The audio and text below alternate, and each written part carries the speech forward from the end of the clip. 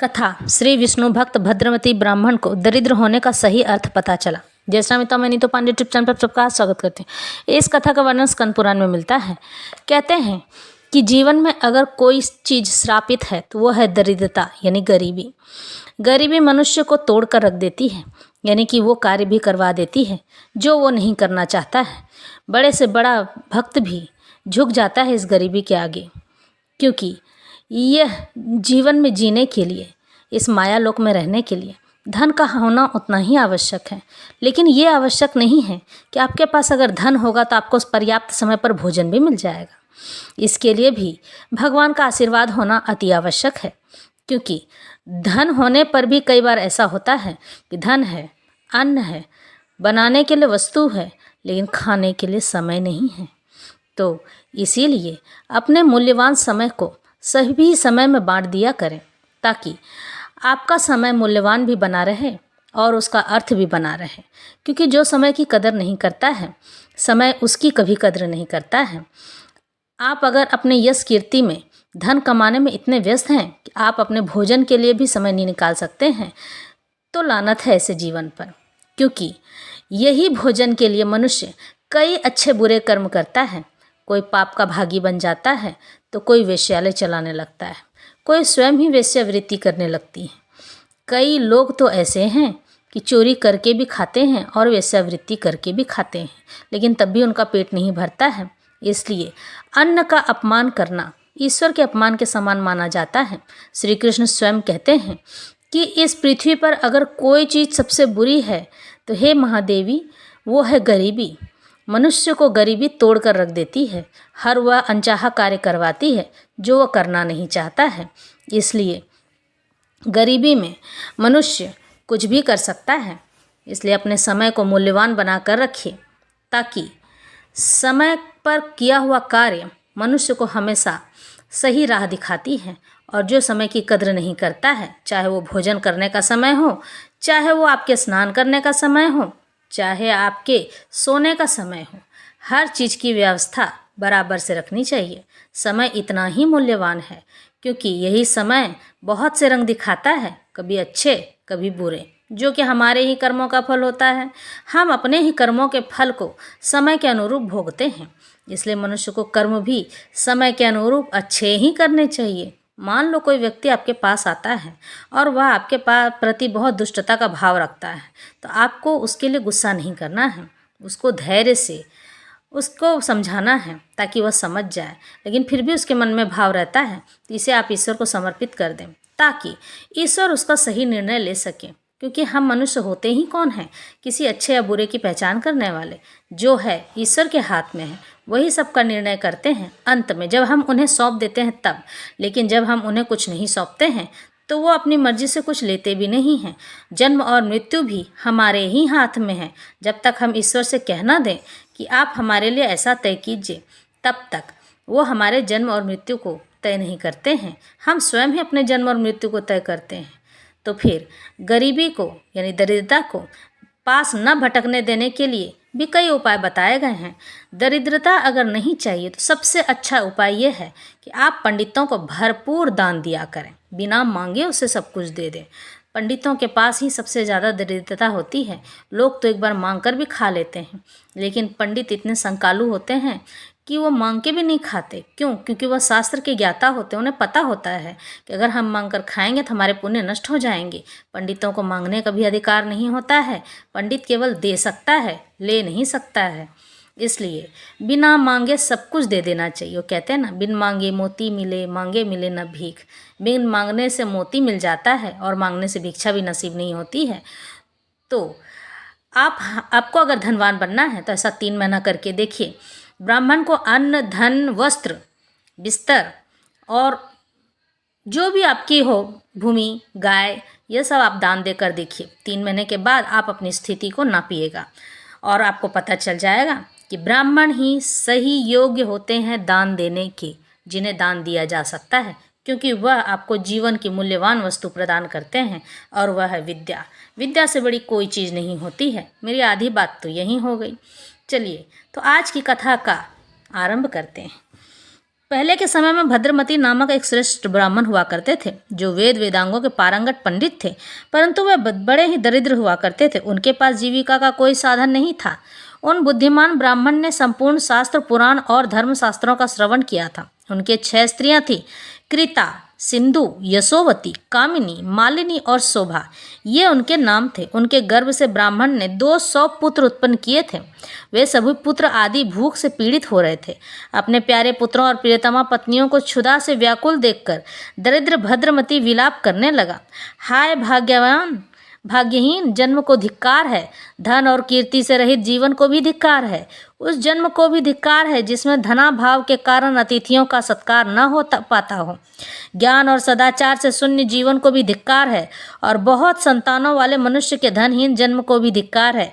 ब्राह्मण पुत्र, पौत्र, भाई, बंधु और शिष्य आदि सभी मनुष्य धनहीन पुरुष को त्याग देते हैं। जो धनवान है वह निर्दयी हो या दयावान, गुणहीन हो या गुणवान, मूर्ख हो या पंडित तथा सब धर्मों से युक्त हो या धर्महीन, यदि वह ऐश्वर्य के गुण से युक्त है तो पूजन से ही योग्य होता है। अहो, दरिद्रता बड़ा भारी दुख है, उसमें भी आशा तो अत्यंत दुखदायिनी होती है। आशा के वशीभूत हुए मनुष्य क्षण क्षण में दुख भोगते हैं। जो आशा के दास हैं वे समस्त संसार के दास हैं, और जिन्होंने आशा को अपनी दासी बना लिया है उनके लिए यह संपूर्ण जगत दास के तुल्य है। अहो, दरिद्रता महान दुख है, महान दुख है, महान दुख है। उसमें भी पुत्र और स्त्रियों का अधिक होना तो और भी दुखदायी माना जाता है। इस तरह से भद्रमती ब्राह्मण बड़ा ही विलाप करने लगा और अपने परिवार को भी कोसने लगा कि इतना बड़ा परिवार मुझे नहीं रखना चाहिए था, क्योंकि जितना आपके पास अन्न और धन हो उतना ही बड़ा परिवार रखना चाहिए। ज़्यादा अन्न और ज़्यादा धन हो तो ज़्यादा बड़ा परिवार हो तो अच्छा है, और कम अन्न धन हो तो परिवार भी कम ही होना चाहिए, क्योंकि उसके लायक अगर भोजन नहीं होगा तो हम सब गरीबी की चपेट में आ जाएंगे। ऐसा उद्गार प्रकट करके सब शास्त्रों के अर्थ ज्ञान में पारंगत विद्वान भद्रमती मन ही मन ऐसे धर्म का विचार करने लगे जो अत्यंत ऐश्वर्य प्रदान करने वाला हो।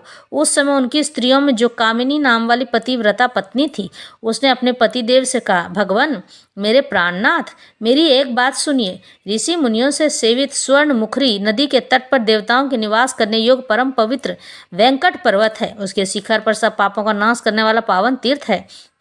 हे महामते, आप पत्नी और पुत्रों के साथ वहां चलकर पाप नाशन तीर्थ में स्नान कीजिए। मैंने बचपन में अपने पिता के समीप नारद जी के मुख से उस तीर्थ का महात्म्य इस प्रकार सुना था कि सब पापों का नाश करने वाले परम पवित्र वेंकटाचल पापनाशन नामक एक महान तीर्थ है जो समस्त दुखों का निवारण तथा सब प्रकार की संपदाओं का दान करने वाला है। उसमें संकल्प पूर्वक स्नान करके अधिक ऐश्वर्य प्रदान करने वाले धर्म का मन ही मन चिंतन करना चाहिए। सब दानों में उत्तम भूमिदान है।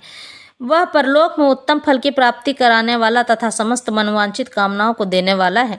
भूमिदान देकर मनुष्य अपनी सभी अभिष्ट वस्तुओं को प्राप्त कर लेता है। नारद जी की यह बात सुनकर मेरे पिता बहुत प्रसन्न हुए।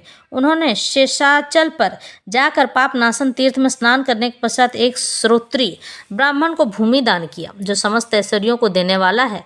उससे मेरे पिता इस संसार में सब प्रकार से सौभाग्यशाली हुए और अंत में भगवान विष्णु के परम धाम में गए।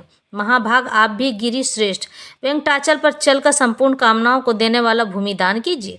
अग्निहोत्री श्रोत्री ब्राह्मण को थोड़ी सी भी भूमिका दान करके मनुष्य पुनरावृत्ति रहित ब्रह्मलोक को प्राप्त होता है। वेंकटाचल पर्वत पर किया हुआ भूमिदान सब पापों का नाश करने वाला है। जो ईख यानी गन्ना, गेहूं, धान और सुपारी आदि वृक्षों से युक्त पृथ्वी का दान करता है, वह साक्षात विष्णु के समान है। जीविकाहीन कुटुंबी एवं दरिद्र ब्राह्मण को थोड़ी सी भूमि भी देकर मनुष्य भगवान विष्णु के सायुज्य उनके पास जाकर रह सकता है, उनको प्राप्त कर लेता है।